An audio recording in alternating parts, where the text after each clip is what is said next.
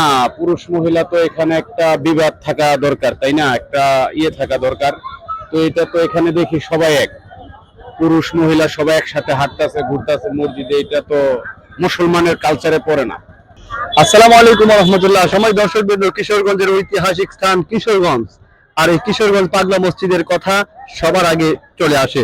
আমি সেই কিশোরগঞ্জ পাগলা মসজিদের সামনে থেকে আপনাদেরকে দেখাচ্ছি।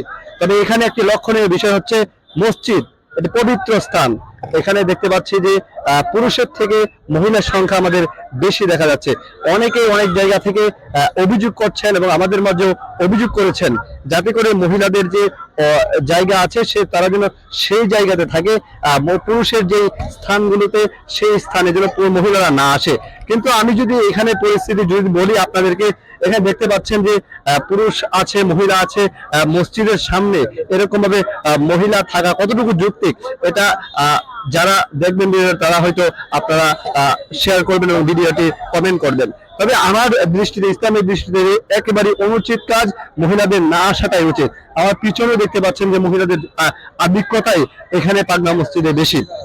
তবে এখানে অনেক মানুষ আসে, দান করে থাকে, অনেক মানুষ টাকা পয়সা দান করে, স্বর্ণ অলংকার থেকে চিঠি সব ধরনের কিছু এখানে দান করে থাকে পাগলা মসজিদ। এই পাগলা মসজিদে কিশোরগঞ্জের ঐতিহ্য একটি জায়গা। কিশোরগঞ্জের মধ্যে পাগলা মসজিদ যেভাবে সারা পৃথিবীতে এই পাগলা মসজিদের সুনাম আছে, সেই সুনাম অক্ষুণ্ণ থাক সেমনটাই আমাদের প্রত্যাশা।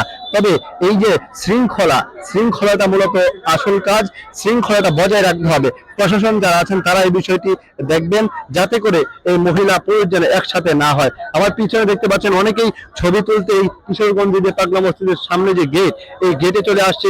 মসজিদের সামনে এরকম পরিবেশ নষ্ট হচ্ছে, আমরা তেমনটাই দেখছি সময় দর্শক বিন্দু। সেজন্য এই পাগলা মসজিদের যে পরিবেশ সেটা অক্ষত রাখতে অবশ্যই মহিলাদের এক জায়গায় তারা যাতে যায় সেই পরিবেশটা রাখবো।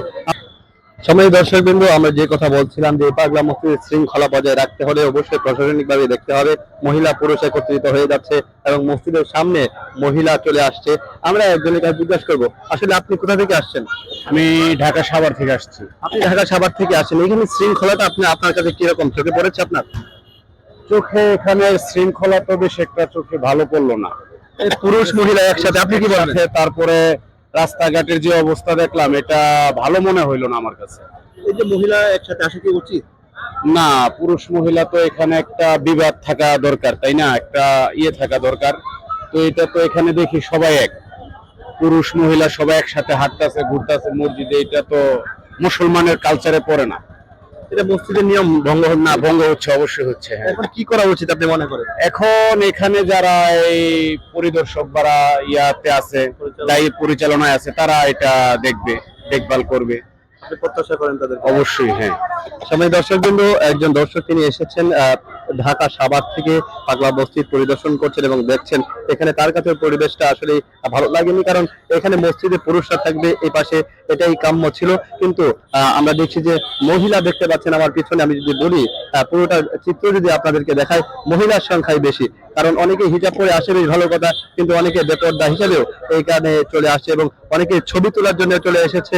আপনি দেখতে পাচ্ছেন যে এখানে বিনোদন কেন্দ্র হিসেবে রূপান্তরিত হয়েছে কিশোরগঞ্জের পাগলা মসজিদ। এরকম যেন না হয়। আরেকটি বিশেষ লক্ষ্য, আরেকটি কথা না বললেই নয়, আমরা দেখেছি অনেক মানুষ ভিক্ষুকদের হাতেও অপমানিত হচ্ছে। কারণ বারবার হুমড়ি খেয়ে যখন টাকা দান করতে যায়, বারবার হুমড়ি খেয়ে তাদের উপর পড়ে এবং কেড়ে টাকা নিতে চায়, এমনটাও আমাদের চোখে পড়েছে। এরকম না ঘটুক, কিশোরগঞ্জ যেন এই পাগলা মসজিদে যারা আরো সুনাম বয়ানক, এই প্রত্যাশা রেখে সরতা মিডিয়া ডাবলনে আজকের মতো বিদায় নিচ্ছি।